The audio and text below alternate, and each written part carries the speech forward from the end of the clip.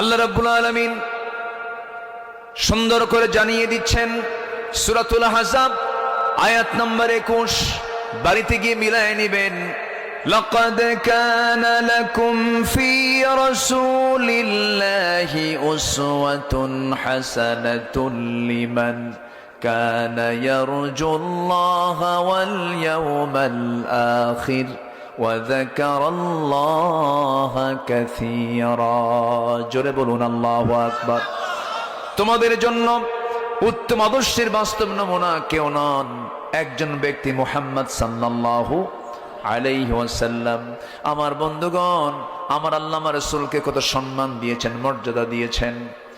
আল্লাহ যদি কাউকে নাম ধরে ডাক দেন কোনো দোষ হবে না, কোনো সমস্যাও হবে না। পিতা যদি তার ছেলেকে ডাক দেন নাম ধরে কোনো সমস্যা নাই, কিন্তু ছেলে যদি বাপকে নাম ধরে